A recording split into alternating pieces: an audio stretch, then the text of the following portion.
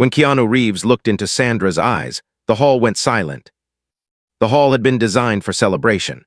Crystal chandeliers hung like frozen stars from the ceiling, casting soft gold light over hundreds of polished faces, dark suits, flowing gowns, and quiet conversations that hummed like distant waves. This was meant to be another elegant night, another charity gala, another carefully scheduled sequence of speeches, applause, and photographs that would be forgotten by morning.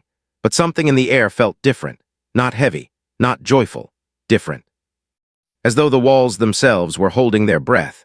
When the lights dimmed slightly and a single spotlight drifted toward the stage, the murmurs faded into a fragile hush. And when Keanu Reeves stepped forward, the silence did not arrive gently. It dropped. He was not announced with dramatic music. There was no swelling orchestra, no booming introduction. He simply walked into the light. Dressed simply, almost humbly, he stood for a moment without speaking, letting the quiet settle. The kind of quiet that made people straighten in their seats, the kind that made even restless hands still. It was not the silence of boredom. It was the silence of attention, of instinct, of something inside people recognizing that this moment was not ordinary. Keanu did not scan the audience the way speakers usually do. His eyes did not search for cameras. They did not drift toward sponsors or organizers. Instead, almost immediately, his gaze found the front row. And there, sitting with her hands folded neatly in her lap, was Sandra Bullock. She had arrived like she always did, warm smile, gentle nods, gracious words. To the world, she was the same Sandra everyone thought they knew, strong, witty, radiant. But Keanu saw what most people didn't. He saw the way her shoulders were held a little tighter than usual, the way her smile softened a fraction too quickly, the way her eyes, though calm, carried something deeper, something tired, something guarded, something that suggested long nights and quiet battles no one applauded. For a second that felt longer than it was, their eyes met. And in that instant, the hall went even quieter. Keanu did not smile, he did not nod, he simply held her gaze. And Sandra, unprepared for the weight of that look, felt something stir inside her chest, an old pressure, an old ache, an old tenderness she had learned to manage but never truly released. She did not look away. Only then did he speak. "Sometimes," he said softly, "life doesn't break us loudly." His voice was not strong, it was steady. It did not reach for the back of the hall, it invited the hall to lean forward. Sometimes it breaks us in ways no one sees. A ripple moved through the audience, not sound but feeling. People shifted slightly. A woman in the third row slowly lowered her phone. A man near the aisle crossed his hands together. "We see smiles," Keanu continued. "We see success, we see the parts people are strong enough to show, but we don't see the nights, the silence, the moments when someone sits alone with something they don't know how to name." He paused. "Not for effect. For breath. For a long time," he said, "I believed strength meant carrying things quietly.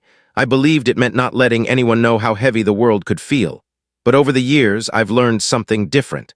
I've learned that the quietest battles are often the hardest, and the kindest people are often the most tired." Sandra felt her fingers tighten together. He had not said her name, but she felt as though he had. The light above softened slightly, as if the room itself leaned closer. Keanu's voice did not rise, but something inside his words deepened. "Years ago," he said, "I met someone who carried the world in a way most people never noticed. She made people laugh. She brought comfort into rooms without ever demanding attention. People admired her strength. They admired her light, but they never asked what it cost her to shine that way." Sandra's throat tightened. Her eyes burned. She told herself it was coincidence. She told herself he was speaking in general. But her heart did not believe her. She was the kind of person, Keanu continued, who would listen when others spoke and speak only when it mattered. The kind of person who would give without leaving her name behind. The kind of person who believed kindness should be quiet. A faint tremor moved through Sandra's hands. She lowered them slightly, pressing them against her dress, trying to steady herself. "She never told her story," he said. "So tonight I want to tell part of it." The hall leaned forward as one. A few people exchanged glances. This was not what they expected. Sandra felt the heat in her face rise. A memory stirred, then another. Small moments, forgotten moments. A hand she had held years ago, a night she had driven home in silence. A promise she had made to herself when no one else was listening. Keanu paused again, and this time his eyes returned to her. Not dramatically, not obviously, but unmistakably. "She is here," he said quietly. A hush spread across the rows. Sandra's breath caught. Her gaze lifted before she could stop it. And when their eyes met again, something unspoken moved between them. Not romance, not performance, recognition. "She is sitting among us tonight," Keanu said, "and she doesn't know that I'm about to say this." A wave of tension passed through the hall. A man near the back shifted. A woman covered her mouth without realizing it. Sandra's heart began to pound.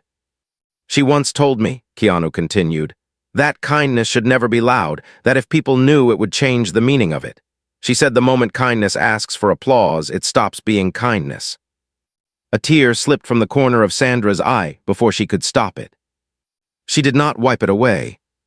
She believed that helping quietly was enough, that loving quietly was safer, that carrying pain quietly was strength. His voice softened. "But tonight," he said, "I don't want her silence to speak alone." A low murmur brushed the edges of the room. Someone whispered, "Who?" Another voice, nervous, called out gently, "Keanu, who is she?" The question hung in the air. Keanu did not answer immediately. He looked at Sandra, really looked at her, and for a second, it felt as if the entire hall disappeared.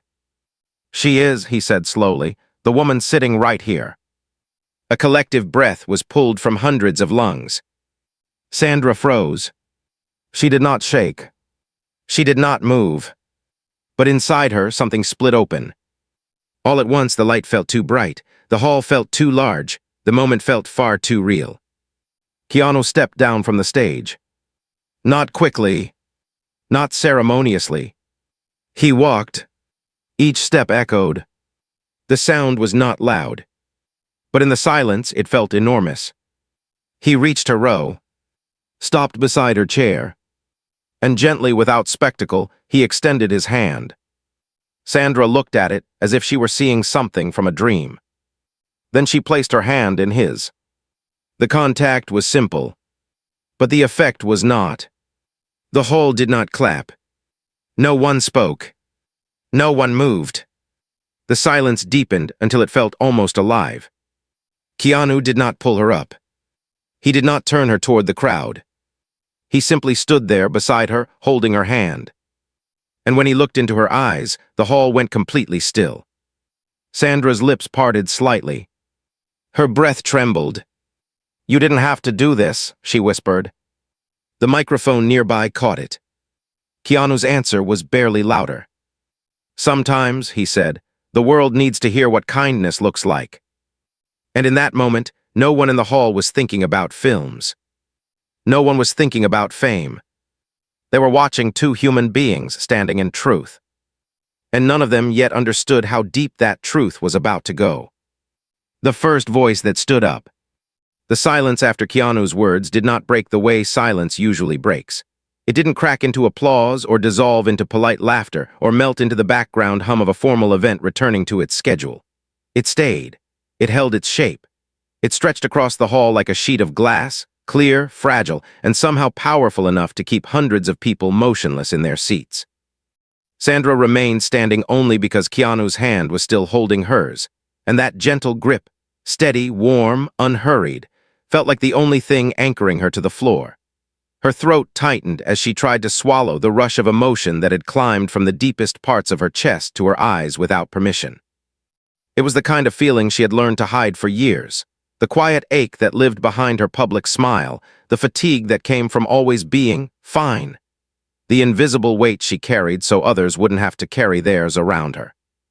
Keanu didn't turn her toward the audience. He didn't perform a gesture meant to become a headline. He simply stood beside her like a shield made of calm. The spotlight that had once belonged to the stage now seemed to belong to the space between them. People in the hall shifted as if their bodies were struggling to understand what their hearts already knew. This was not a show. This was not a moment rehearsed in a trailer or shaped by a script. It was something raw, something unplanned, something that made even the most confident guests suddenly unsure of their own breathing. Sandra felt dozens of eyes on her, but what overwhelmed her most wasn't the attention. It was the strange purity of it. There was no hunger in it, no mockery, no gossip. It was the kind of attention you give when you witness something sacred and don't want to touch it with noise. The host, who had been standing near the stage with cue cards and a practiced smile, looked as if he'd forgotten the existence of time. The event organizers stared at each other, hands hovering near their earpieces, unsure whether to intervene or simply let the moment be what it was becoming. Somewhere near the back, a photographer slowly lowered his camera, not because he'd been told to, but because his instincts whispered that some things deserved to be remembered without being captured. Sandra's chest rose and fell with shallow breaths. She wanted to sit down. She wanted to vanish. She wanted to pull her hand away and return to the safety of anonymity, even inside a crowded hall. But Keanu's presence said what words couldn't: "You're not alone, and you won't be left alone in this." Then, from the left side of the room, a chair scraped lightly against the floor. The sound was small, but in that silence it hit like a drumbeat. Heads turned as if pulled by a single string. A man stood up slowly in the third row, mid-40s, neat hair, slightly worn suit, posture tense as if he hadn't planned on being seen tonight. His hands trembled as he gripped the back of his chair, and for a second it looked like he might sit back down, swallow his courage, and let the moment pass. But something inside him refused. He cleared his throat once, twice, and when he finally spoke, his voice carried the unevenness of a person forcing truth through fear. "I'm sorry," he began, his eyes flicking toward the stage and then back to Sandra. I didn't come here to speak. I wasn't invited to speak. I don't even know if anyone wants to hear from me." His laugh was small and bitter, like it didn't know where to go. But when Mr. Reeves said the world needs to hear what kindness looks like, something in me broke open. A murmur rose like a soft wave, but it didn't interrupt him. It surrounded him, held him, made space for him. Sandra stared at him, confused, her brows drawn together as if she were trying to recognize a face she hadn't seen in years. The man swallowed, and the light caught the shine of tears he had tried to keep buried. "7 years ago," he said, "I was living in my car." The hall seemed to shrink around his words. "I had a job once, a good job, a family, a future, and then everything fell apart like a shelf collapsing. Medical bills, layoffs, things I couldn't control, one mistake after another. I stopped answering calls because every call sounded like failure. I stopped looking in mirrors because I couldn't stand the person staring back." His fingers tightened around the chair until his knuckles went pale. "I ended up parking behind a shelter because I didn't want anyone to see me. I told myself it was temporary, but temporary has a way of becoming your life when you're tired enough." Sandra's mouth went dry. She felt her hand in Keanu's grip. She felt the pulse in her wrist. She didn't know what was coming, but the nervous flutter in her stomach told her it was coming for her. "One night," the man continued, voice cracking, "it rained, not the soft kind of rain, the kind that feels like the sky is punishing you. I sat in that car with no heat, shivering, telling myself to make it to morning. I don't know what would have happened if I hadn't gotten out for air. I walked toward the shelter entrance and I saw a woman standing under the awning." He paused, staring at Sandra the way a person stares at a memory that still hurts. She was wearing a hood. She looked like she didn't want to be noticed. She wasn't there with cameras. She wasn't there with a speech. She was just there. The hall's silence deepened. Sandra's eyes widened a fraction. "She looked at me," he said, "and she didn't look away. Do you understand what that means? When you've been invisible for long enough, people avoid your eyes like they're afraid your sadness is contagious. But she didn't. She looked at me like I was still a human being." His breath shook. "I was embarrassed. I wanted to disappear. I tried to walk past her, but she stepped closer and said, 'Hey, are you okay?'" He laughed again, but this time it was wetter, heavier. No one had asked me that in months. Sandra's lips parted, a small sound caught in her throat. She felt heat rush to her face as if the air itself had thickened. "She took off her coat," the man said, "and she wrapped it around my shoulders like she had all the time in the world, like my cold mattered, like my life mattered. I remember looking at her hands and thinking they didn't belong here. They looked like hands that had held scripts and microphones and awards, but she was there anyway." His eyes filled fully now. "She didn't ask my name. She didn't ask for a photo. She didn't say, 'I'm doing this because I'm a good person.' She just gave." He paused, voice trembling, and then she said something I've carried every day since. The hall leaned in. Even the stage lights seemed to focus. "She said," he whispered, "tomorrow can be different, but you have to survive tonight. Promise me you'll survive tonight." Sandra's breath stopped. Her eyes flashed with recognition so sharp it felt like pain. Her fingers curled in Keanu's hand. In her mind, a scene flickered: rain, the harsh smell of wet pavement, the shelter's yellow light, a man with tired eyes, her own thoughts spinning like a storm. She remembered wanting to do something without being noticed. She remembered telling herself it wouldn't matter. She remembered thinking no one would remember. But he remembered. The man swallowed hard. I promised her, he said, and I don't know why I believed her, but I did. I made it through that night, I made it through the next, and that promise became the first brick in a life I rebuilt when I had nothing else. His voice strengthened as if truth had given him spine. Today I run an outreach program in my city. We provide meals, we provide job training, we provide help with housing. And every time someone tells me they can't keep going, I repeat her words. Tomorrow can be different, but you have to survive tonight. A wave of emotion swept the room, visible in the way people covered their mouths, pressed hands to their chests, blinked rapidly to stop tears from spilling. Sandra stood trembling as if the ground had shifted beneath her. The pressure of being seen, truly seen, was overwhelming. It felt like standing in bright daylight after living too long in shadows. She tried to speak, but her voice didn't come. She shook her head slowly, almost pleading. The man looked at her with the gentleness of someone who had once been rescued by kindness and now refused to let it be forgotten. You may not remember me, he said softly, but I remember you. And tonight when he looked at you and called you kindness, I couldn't stay quiet. Sandra's eyes filled completely. She tried again to speak, but only a whisper escaped, barely audible, fragile as breath.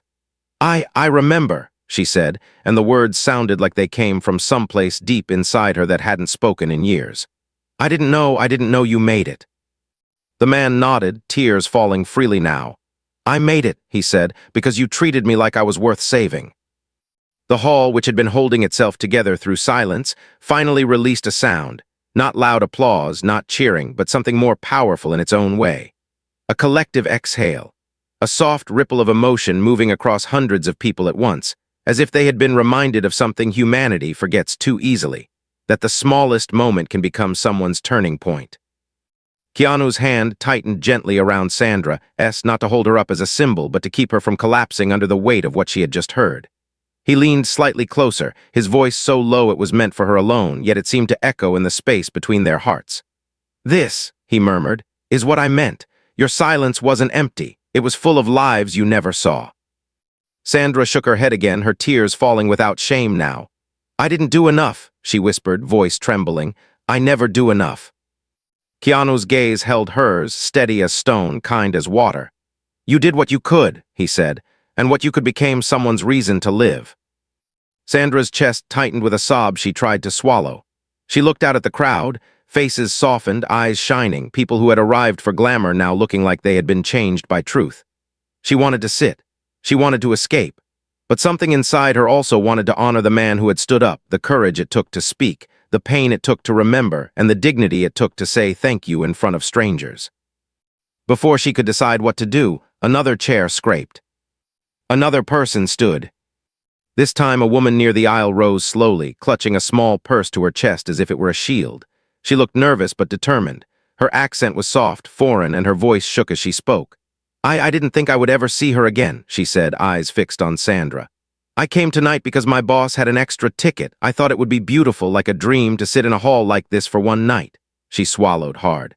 But when he said she is here, my heart started beating like it wanted to run.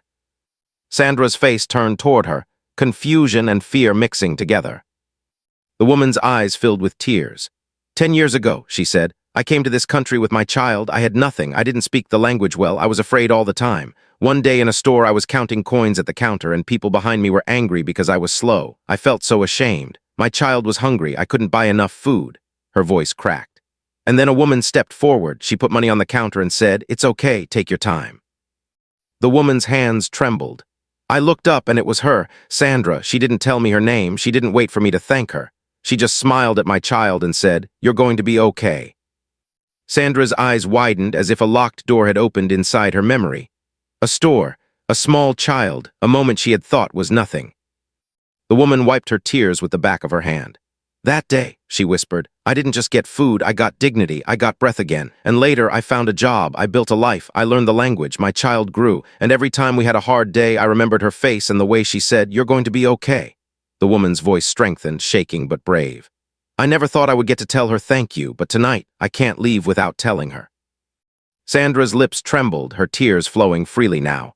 She looked down at Keanu's hand holding hers, then up at the woman, and she felt something she hadn't felt in a long time, permission. Permission to stop pretending she was unaffected. Permission to stop carrying alone. Permission to let kindness be seen not as performance, but as proof that humanity still existed. The room remained hushed not because it was forced, but because it was listening like a heart listens. And somewhere deep in Sandra's chest, a new fear rose because she suddenly understood the truth of this night. It was no longer a single speech or a single moment. It was turning into a flood, a chain of hidden echoes, a room full of lives connected to her in ways she never knew. The silence wasn't ending, it was opening. Sandra finally drew in a deep breath. Her shoulders lifted, her hands shook, and when she spoke, her voice was quiet but clear enough to reach the front rows like a prayer. I didn't want anyone to know, she said, her words trembling not with weakness but with truth.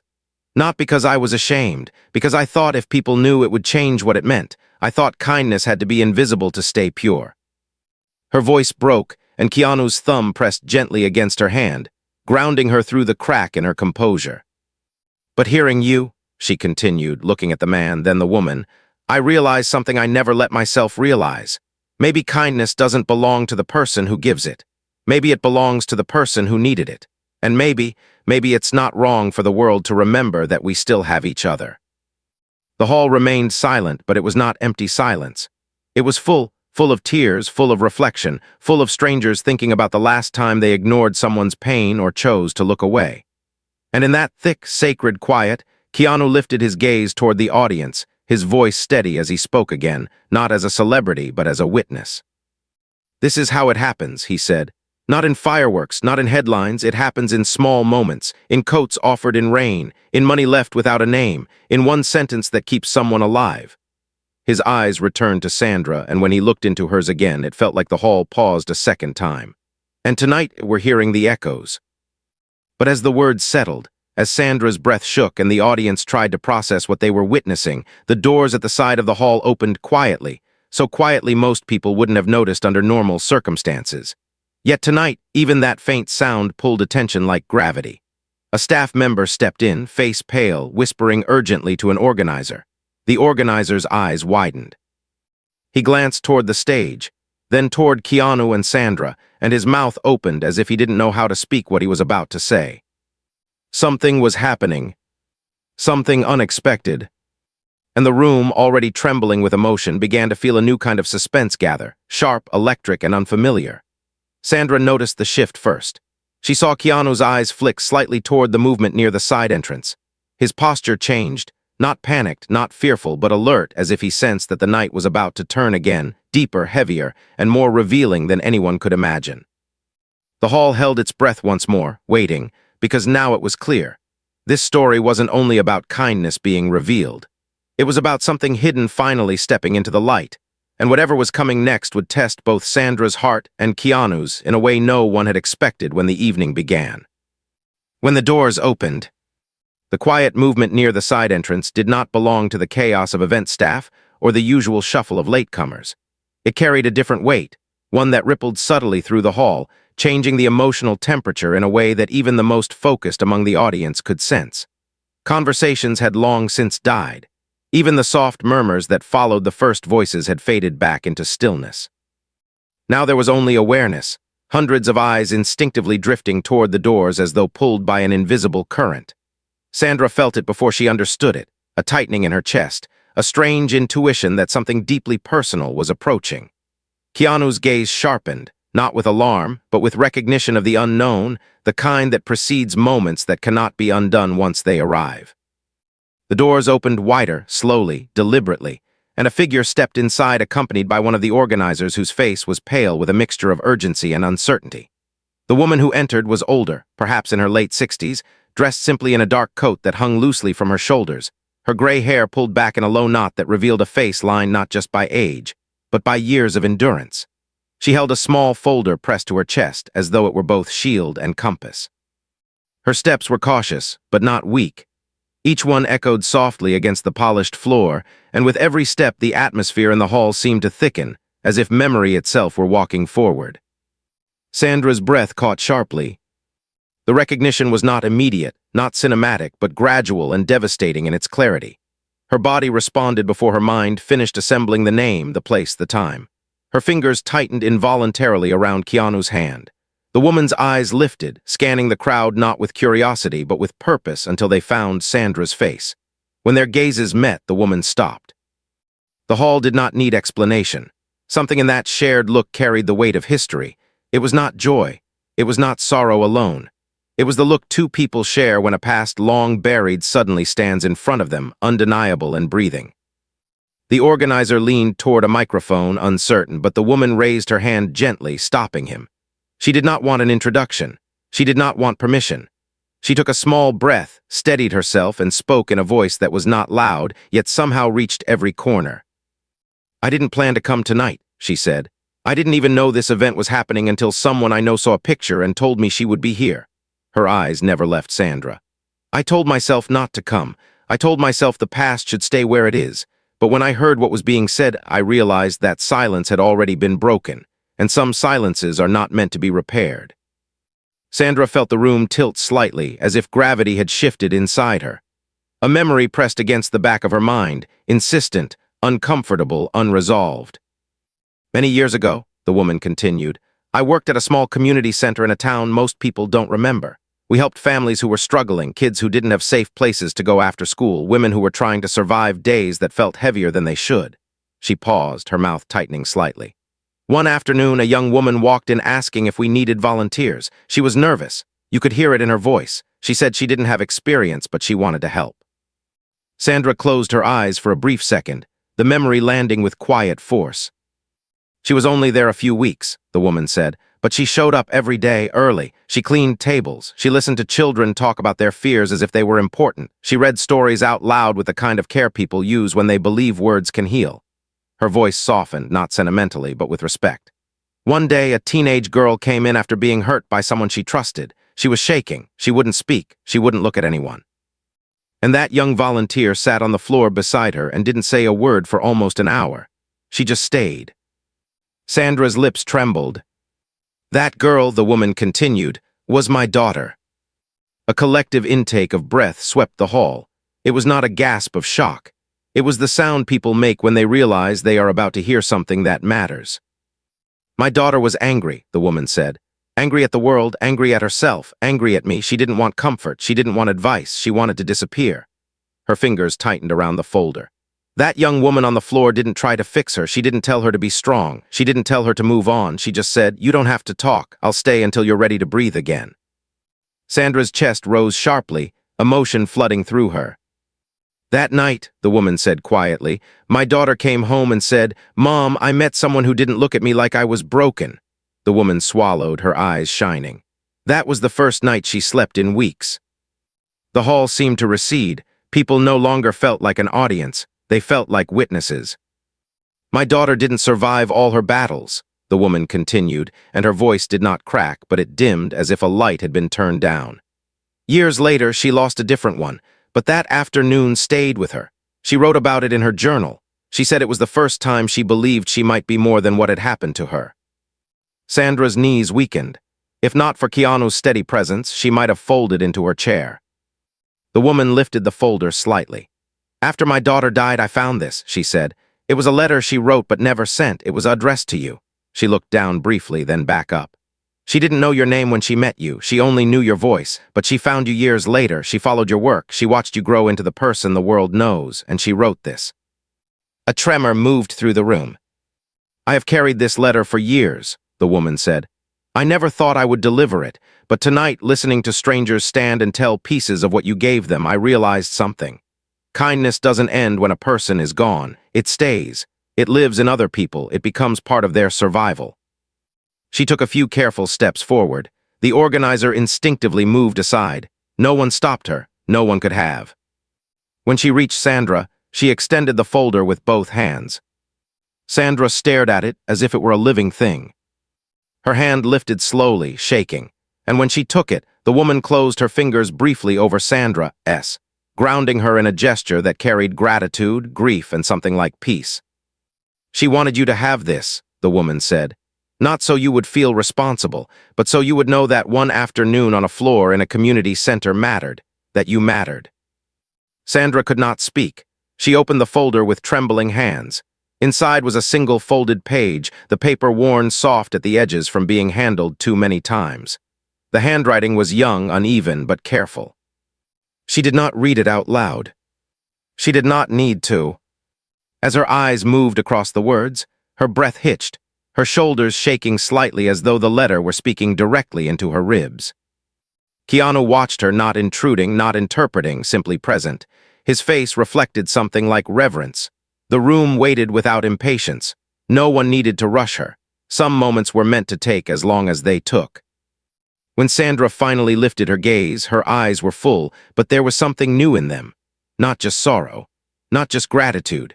There was a clarity that comes when a person realizes a quiet chapter of their life has been read aloud to the world, not by them, but by the lives it touched. She wrote, Sandra said, her voice unsteady but audible, that I didn't save her. She wrote that I reminded her she was still here. Her hand pressed to her mouth. She said sometimes staying is the bravest thing.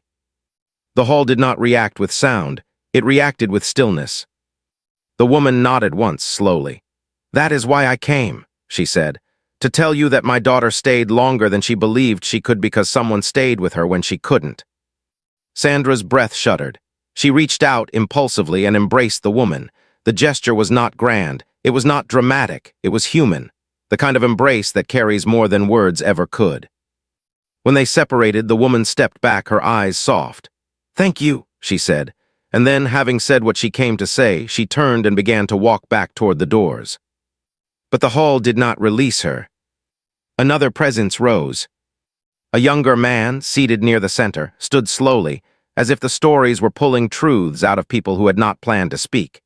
His face was tight with emotion, but there was determination in the way he squared his shoulders. I was in that same center, he said. Different year, different situation, but I saw her too. His gaze found Sandra.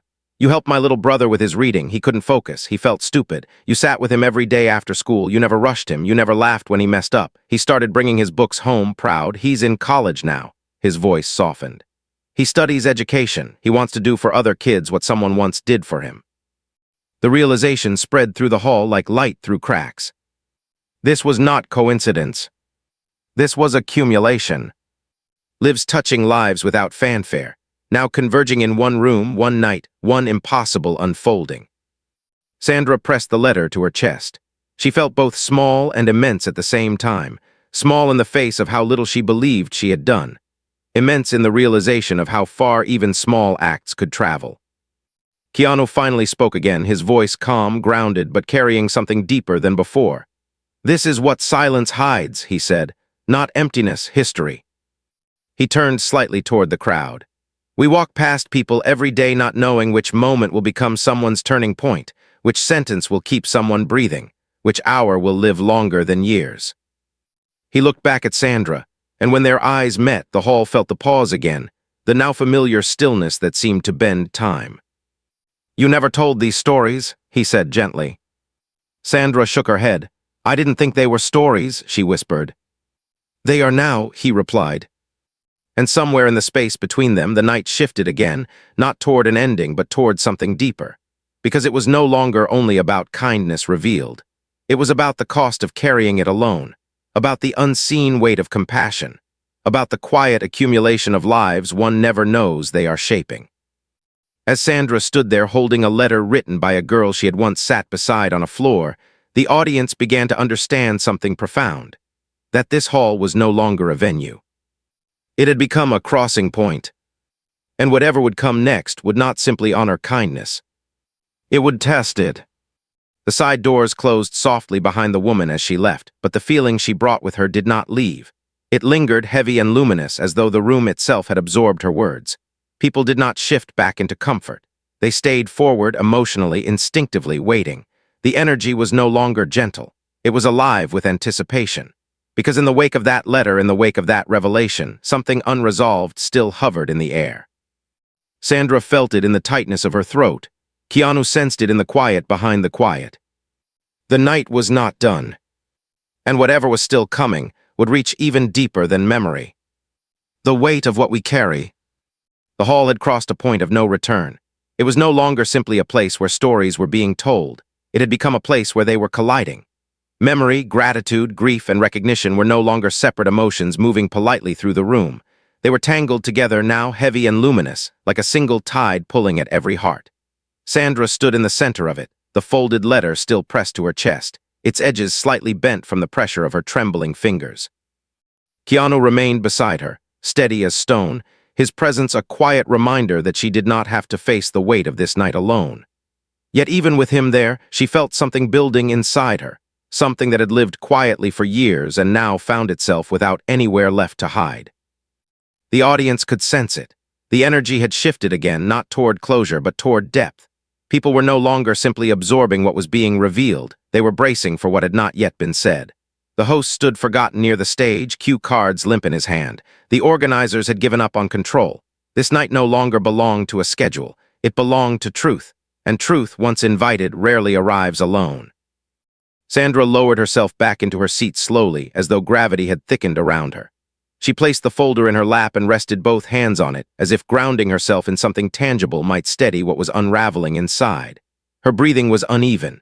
She had lived most of her life with discipline over her emotions. She knew how to redirect, how to soften, how to contain. But tonight felt different. Tonight was not asking her to perform strength. It was asking her to be honest about its cost. Keanu watched her carefully. He saw the way her shoulders lifted just a little too high when she inhaled. The way her gaze drifted, unfocused, as if she were looking not at the hall but through it into years she rarely revisited.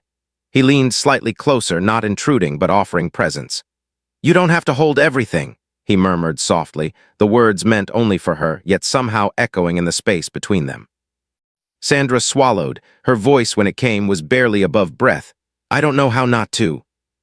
Those words struck him more deeply than anything spoken that night. They were not dramatic. They were not poetic, they were simply true. Before he could respond, a new movement stirred near the center aisle. A woman rose slowly from her seat, her posture straight, her expression composed in the way people learn to compose themselves when they have survived something that taught them how to hide. She was dressed elegantly, but there was something about her stillness that suggested she was not there for elegance. She waited until the subtle shifting of attention found her, until the low ripple of curiosity stilled once more. "I've been listening," she said, her voice calm, her eyes steady on Sandra. "And with every story, I've felt something growing heavier inside me." She paused briefly, not for effect, but as if deciding whether to open a door she had kept closed. Because kindness is not the whole truth. Sometimes it is only the beginning of it. Sandra looked up, confused.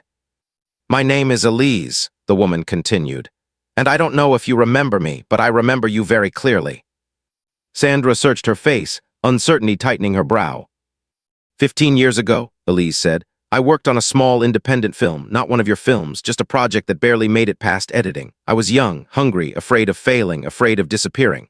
And one night after a long shoot, I broke down outside the studio. I was crying because I didn't think I belonged anywhere. I thought I had chosen the wrong life." Her mouth tightened faintly. "You came out to get into your car and saw me sitting there." Sandra's breath slowed. Memory stirred faintly, out of reach but present. "You didn't give me money," Elise said. "You didn't give me advice. You sat down next to me on the curb." She tilted her head slightly. "Do you remember what you said?" Sandra shook her head slowly. "You said," Elise continued, "if this was easy, it wouldn't change you, and if it doesn't change you, it won't mean anything." A faint, sad smile touched her lips. "Then you told me something else. You told me that kindness doesn't erase pain, it gives us somewhere to place it." A hush spread, not the hush of surprise, the hush of recognition. "I carried that sentence into every audition, every rejection, every year I thought I was wasting my life." Elise's voice grew quieter, but not weaker. "And I'm here today because I eventually found my place. I run a nonprofit that supports young women in the arts who don't have safety nets." She looked directly at Sandra. "But I'm also here because I want to say something that maybe no one has said yet tonight." The shift was subtle but unmistakable. The air changed. "You give," Elise said, "in ways that heal others. But I don't know if you've ever let yourself believe that you are allowed to be the one who is held." Sandra felt something in her chest contract sharply. "Listening tonight," Elise continued, "I hear stories of what you gave people. Food, warmth, dignity, hope, and all of it is beautiful. But I also hear the echo of someone who was always strong enough to carry and maybe never felt permitted to set anything down." Her gaze softened, but it did not retreat. "And I wonder who carried you." The question landed. It did not strike like a blow. It settled like weight. Sandra's eyes glistened anew, but this time the tears did not spill immediately. They held, suspended, as if something deeper were moving beneath them. I don't ask that to diminish what you've done, Elise said. I ask it because kindness doesn't mean never needing kindness. And sometimes the hardest truth is not that we helped others, it's that we never believed we deserved the same.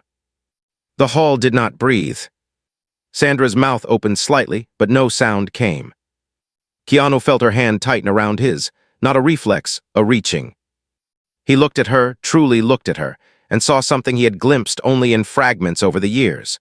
The weariness that kindness could hide, the loneliness that came from being the one others leaned on, the quiet discipline of never becoming a burden.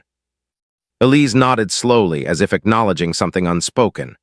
When you sat with me that night, she said, you told me that pain doesn't disappear just because we are gentle with the world. You said it finds somewhere else to live. She paused. I think tonight we are seeing where yours has lived. Sandra's chest rose sharply. Her composure cracked, not into chaos, but into honesty. I didn't know how to be anything else, she said quietly, finally giving sound to what had long lived only inside. I learned early that being strong made people feel safe, that being useful made people stay, that if I could hold things together, no one would look too closely at what I couldn't hold at all. Her voice trembled. So I gave, and I listened, and I stayed, because staying felt easier than being seen. The words flowed not like a confession, but like a truth that had been waiting for language. Keanu's breath deepened. He felt something shift inside his own chest, a recognition that was not new but rarely named. Sandra looked at Elise, then at the audience, then down at the letter in her lap. I thought if I was the one offering light, she continued, no one would notice how dark some rooms still felt to me. A murmur moved through the hall, not of discomfort, but of empathy. Faces softened further. People who had come to witness kindness now found themselves witnessing its hidden cost. Keanu finally spoke, not to the hall, but to Sandra. You were never invisible, he said gently. You were just always looking outward. She turned to him, eyes shining, fragile and strong all at once. And you, she asked softly, when did you ever let anyone carry you?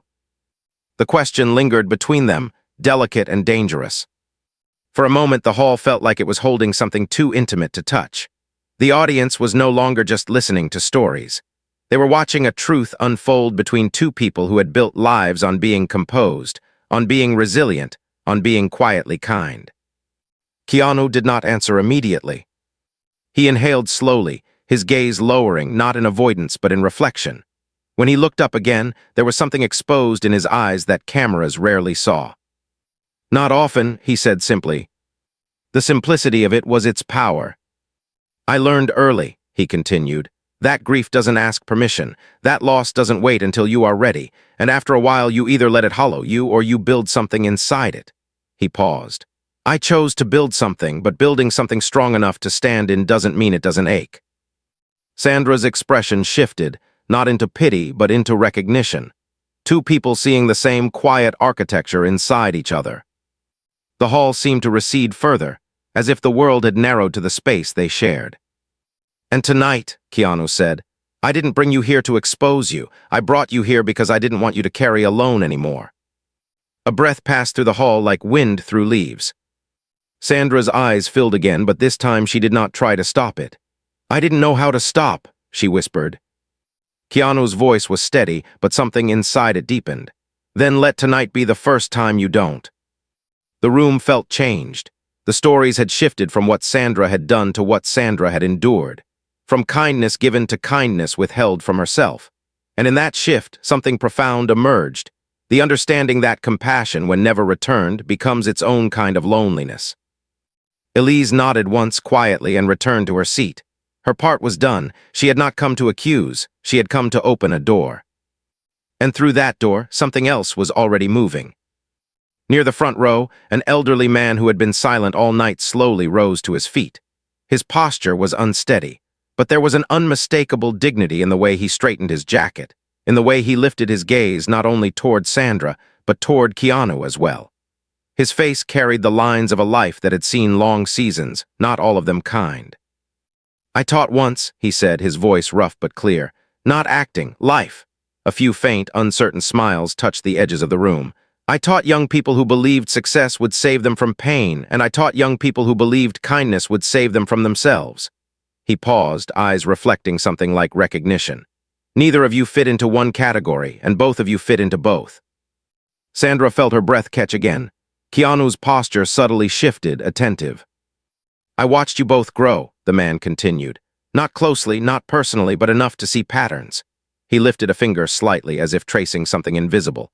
You gave, you endured, you built lives around being reliable, around being steady, around being the ones who could be leaned on. His gaze softened. And tonight I am not here to thank you. Others have done that beautifully. I am here to say something else. The hall leaned in. There is a difference, he said, between being strong and being safe. He paused. Strength carries, safety rests, and a world built only on strength eventually collapses under the weight of itself. Sandra's throat tightened. Keanu's jaw flexed subtly. You have both been strong for a very long time, the man said. Tonight you have been seen. That is not the same thing as being held. His voice softened. Do not confuse applause with rest. Do not confuse gratitude with care. The words hung, luminous and unsettling.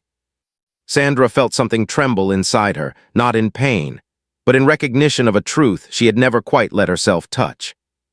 Keanu exhaled slowly. The man inclined his head once, then sat back down, his message delivered without spectacle, without demand.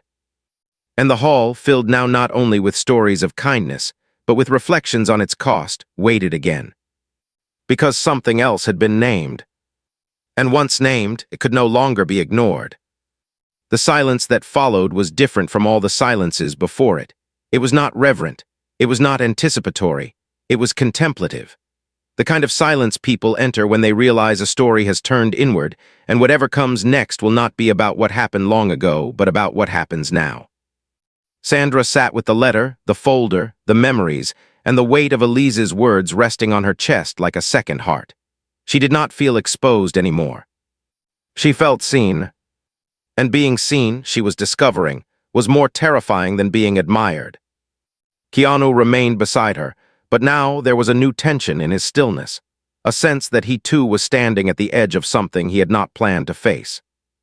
The hall waited, because Part 4 had not closed a chapter. It had opened one. The truth that does not ask permission. By now the hall no longer felt like a room. It felt like a living body, breathing with hundreds of lungs, carrying hundreds of hearts that were no longer beating at their own private rhythms, but in a strange, shared cadence. The chandeliers still glowed, the velvet seats still cradled their guests, but everything familiar had softened, as though the physical world had stepped back to make space for something larger. Sandra sat very still, the letter resting in her lap like a fragile artifact, Elise's words still echoing in the quiet places inside her. Keanu remained beside her, grounded, attentive, but not untouched. The night had drawn him into its current, and he knew with the calm certainty that follows long experience that moments like this did not pass without leaving something altered behind them. The silence that held the hall now was not the silence of reverence or suspense alone. It was the silence of people who had begun to recognize parts of themselves in what they were witnessing: strength, giving, hiding, the exhaustion of being the one others depend on, the unspoken hope that someone someday might notice without being asked. No one shifted comfortably. No one whispered. The audience had crossed into that rare state where distraction no longer existed. The only thing that existed was what was unfolding. Sandra closed her eyes briefly, drawing a breath deep enough to touch the bottom of her lungs. She felt strangely weightless and unbearably heavy at the same time. When she opened them again, she saw not rows of seats but faces, open, unguarded, expectant. She had stood in front of audiences her entire life. She had delivered lines, accepted applause, fielded questions, smiled for cameras, but this was different. These eyes were not asking for entertainment. They were asking for truth. Before she could speak, before she could even decide whether she should, another presence rose slowly near the front of the hall. It was not dramatic. There was no scraping of chairs, no hurried movement. It was simply a man standing as though he had been preparing for this moment all night. He was older than most in the room, perhaps in his 70s, his hair thin and silver, his posture slightly stooped but dignified. He wore no visible badge of importance, no tailored suit, no practiced confidence. Yet when he stood, something in the air rearranged itself around him. I did not come here for stories, he said, his voice low but resonant, carrying effortlessly. And I did not come here to speak. He paused, his gaze steady on Sandra and then shifting to Keanu. But tonight has reminded me of something I have spent most of my life studying and most of my life failing to understand. The hall listened. I'm a physician, he continued. I spent 40 years treating people whose bodies were breaking in visible ways, bones, organs, blood, but over time I learned that the most dangerous wounds are the ones that never show up on scans. His eyes moved slowly across the audience. The wounds that come from carrying too much, from being the one who listens while never being listened to, from being the strong one when you are tired of being strong. Sandra's chest tightened. I have watched patients die from illnesses we could name, the man said, and I have watched others fade from burdens we could not. They smiled. They joked. They took care of everyone else, and inside they were starving for a place to lay something down. He turned his attention fully toward Sandra now. What I am seeing tonight, he said gently, is not simply kindness being honored. I am seeing a person who has lived much of her life as a refuge, a place others went when they were afraid. And refuges, he paused, are often built to shelter everyone but themselves. The hall felt the words like a subtle tremor. There is a truth we do not often like to face, the man continued, which is that compassion, when it is not shared, becomes isolation, and strength, when it is not supported, becomes a form of loneliness. He drew a quiet breath. Tonight we have thanked you for what you gave. I want to speak about what you were not given. Sandra felt her fingers curl around the letter, her knuckles whitening slightly. There are people in this world, the physician said, who are naturally attuned to pain. They notice it. They move toward it. They try to ease it. And because of that, others come to rely on them in ways that feel flattering at first and heavy later. These people become emotional infrastructure. They become bridges, and bridges are walked on, not cruelly, not intentionally, but constantly. A few people nodded slowly, recognition moving through them like a low tide. And bridges, he said, are not meant to carry infinite weight. He paused, allowing the silence to work. What happens, he continued, when the bridge begins to crack, when the person who has always been the listener is the one who needs to be heard? Often nothing happens, because we have taught them too well how to hold, and not at all how to ask. Sandra's breath shook. I am not here to diagnose you, the man said softly. I am here to say this. The stories we have heard tonight are beautiful, but they are incomplete if they end with gratitude. They are complete only if they make room for something else. He met her gaze. Your own need. The words were not sharp. They were gentle. And because of that, they were devastating. Sandra lowered her head slightly, her hair falling forward as if to shield her face, though everyone could see the tears that slipped free. She had never thought of herself as infrastructure, as a bridge. But the metaphor settled into her with painful accuracy. She had always been the steady place, the calm voice, the one who showed up. And she had believed, truly believed, that this was simply who she was, that wanting nothing back was purity, that needing nothing was virtue. Keanu watched her carefully, his jaw tightening subtly, not in tension, but in something like protective resolve. The physician inclined his head once, as if concluding not a speech but an offering. Then he sat back down, leaving behind not closure but space. Sandra did not speak immediately. She felt something inside her shifting, a slow unmooring of assumptions she had carried for years. The applause that might have followed such words did not come. It would have felt wrong. Instead, the hall remained suspended, waiting not for performance but for response. Sandra lifted her head slowly. Her face was open now, unguarded, the careful composure she had mastered over decades no longer holding. She looked at the audience, at the faces that had listened, at the strangers who had carried her small kindnesses into entire lives. And then she looked at Keanu. Their eyes met, and something passed between them that did not belong to the room. It belonged to years, to conversations not had, to understandings assumed but never named, to a familiarity born not of constant presence, but of shared ways of being. Do you know what frightens me the most? Sandra asked quietly. Her voice carried without effort. The hall leaned in. She did not wait for an answer. It's not being alone, she said. I learned how to be alone a long time ago. It's realizing that I built a life where being needed felt safer than being known. Her throat tightened. Because being needed never asks you to show the parts that are tired, or afraid, or empty. Being needed only asks you to give. A murmur moved through the audience, not of sound, but of feeling. I told myself, she continued, that this was strength, that this was generosity, that this was love. Her hand tightened around the letter. But listening tonight, I realized something. I was very good at showing up for pain. I was not very good at letting pain show up for me. Her gaze did not leave Keanu's. And I don't know how to change that, she said, and for the first time that night there was something like fear in her voice. Not stage fright, not emotion, vulnerability. Keanu felt the words land inside him with unexpected force. He had not intended to speak again. He had thought his role was to witness, to hold space, to steady. But as Sandra spoke, he realized the night had already moved past that. It was asking for something else now. It was asking for reciprocity. He rose slowly from his seat. The motion was unhurried, but it altered the room. Attention gathered around him instinctively, not because he was famous, but because he was stepping forward in a moment that had become deeply human. For a long time, Keanu said, his voice even, I believed that survival was something you did alone. He paused, eyes fixed on Sandra. Because when you survive enough things, you stop wanting to need help.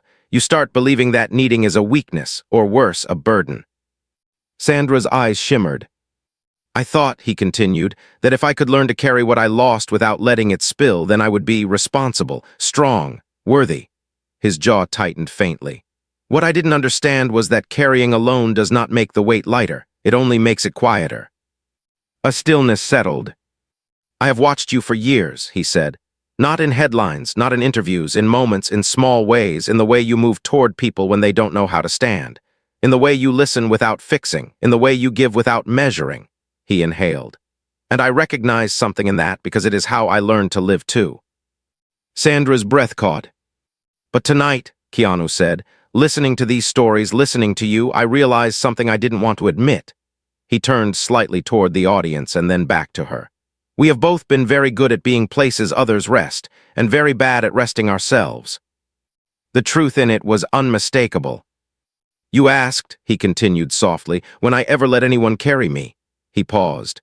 The honest answer is almost never, and the deeper answer is that I didn't know how.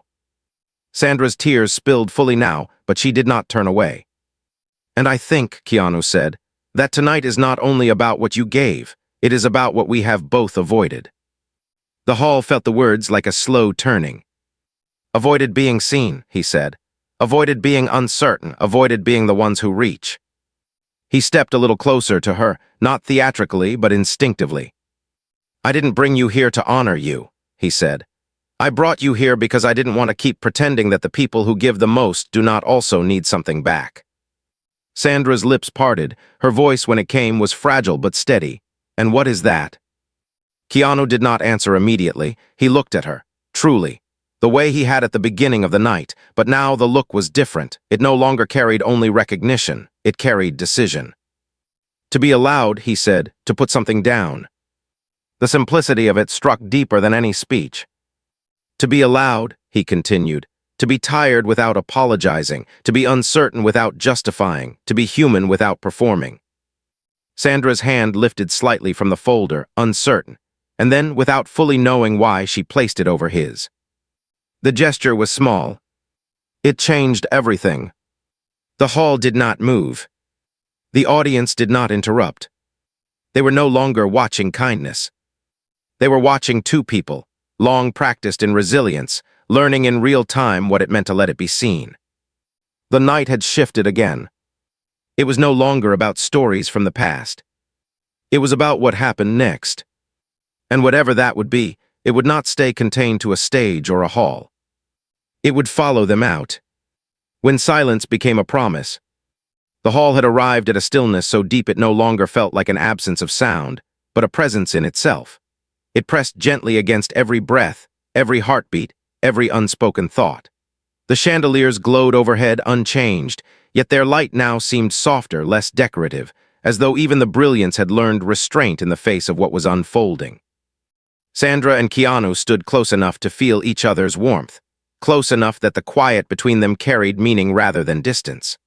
Around them, hundreds of people remained seated, not because they were told to, but because no one wanted to disturb a moment that had stopped belonging to spectacle and had begun belonging to something more enduring. Sandra's hand rested over Keanu's, her fingers light, uncertain, as though she were still testing whether she was allowed this contact without explanation. The folder lay forgotten on her lap, its contents no longer the center of the night. What had emerged from it, the recognition, the memories, the ache of what had been carried alone, had already moved beyond paper. It lived now in the air between them, in the quiet faces watching, in the stillness that felt less like pause and more like witness. For the first time since she had entered the hall, Sandra did not feel the urge to step back into the safety of her chair. She remained standing, not because she was on display, but because something inside her had not yet settled. Her chest rose and fell slowly as she searched for words, not to explain, not to perform, but simply to speak from a place she rarely opened. "I've spent most of my life believing that strength meant being the calm one," she said quietly. "The one who doesn't ask too many questions, the one who doesn't take up too much space with her own feelings." She paused, her eyes drifting briefly across the audience, not to meet them, but to acknowledge their presence. "I believed that if I could be steady, other people wouldn't have to be afraid, and maybe that's true, but I also learned how easy it is to disappear inside that role." Her gaze returned to Keanu. "Because when you are always the one holding, you forget what it feels like to be held. And when you forget what it feels like, you stop believing it belongs to you." The words did not fall into the hall, they settled into it. "I don't think I ever told myself I wasn't allowed to need," she continued. "I just slowly built a life where I didn't." Her mouth curved faintly, not into a smile, but into something like understanding. "And tonight, hearing all of this, I realized that kindness became my way of staying connected without being vulnerable. It let me be close to people without letting them see where I wasn't okay." She inhaled slowly. That's a strange thing to admit out loud. Keanu's thumb moved almost imperceptibly beneath her fingers, not to interrupt, but to anchor. "But it also feels," she said, searching for the word, "like relief." The hall remained utterly still, as if afraid that any sound might break the fragile honesty forming in front of them. Keanu watched her with a focus that had nothing to do with the room. He recognized the shape of what she was describing, not from theory but from the inside, the habit of containment, the quiet discipline of self-sufficiency. The way pain, when not shared, becomes private architecture. He drew a slow breath, feeling something settle inside him as well, something that had been restless for years. "When you said," he began, his voice low, "that being needed felt safer than being known, I felt that." He paused, choosing words carefully, not for eloquence but for accuracy. "Because being needed gives you a shape. It tells you who you are. It tells you where to stand. Being known is different. It doesn't come with instructions. It doesn't guarantee appreciation. It only guarantees that someone sees the parts you've been arranging quietly out of view." Sandra met his gaze fully now. "I think," Keanu continued, "that I learned early how to survive loss by making myself smaller around it, quieter, less demanding. I learned how to move through the world without asking too much from it." His expression softened, not into sadness but into recognition. "And over time, that became my language, giving, listening, showing up. All of that came naturally. What never came naturally was saying, I don't know how to carry this by myself anymore." Sandra's breath trembled slightly. "I didn't bring you here tonight with a plan," he said. "I didn't know what this would become. I only knew that I didn't want to keep standing next to someone who carries as much as you do without ever being invited to set it down." He paused. "And I realized something else. I didn't want to keep living in a way where I never did either." The quiet in the hall deepened, but now it felt less like suspense and more like a collective leaning forward, as though every person present recognized the rare nature of what they were witnessing. Not a performance of vulnerability, vulnerability itself. Sandra nodded once slowly. "I don't know how to change overnight," she said. "I don't know how to suddenly become someone who asks." Her fingers tightened slightly over his. "But I do know what it feels like to be told I don't have to do it alone, and that feels new." Keanu's response was immediate but not impulsive. "Then let new be enough for tonight," he said gently. "Not solutions, not promises about the future, just permission. Permission to not have it all held." The word permission seemed to move through the room like a soft wave. Sandra closed her eyes briefly. When she opened them again, there was a quiet steadiness there that had not been present earlier. Not the practiced steadiness of public life, but something slower, deeper. "I always thought silence was where I belonged," she said. "That it was safer, that it was kinder, but tonight silence has done something different." She glanced around the hall, then back to him. "Tonight silence didn't hide anything, it held it." Keanu inclined his head slightly. "That's a different kind of silence." "Yes," she said, "and I think I want to learn it." The moment might have ended there. It would have been enough. But the night, which had refused to follow structure, offered one last, quiet turn.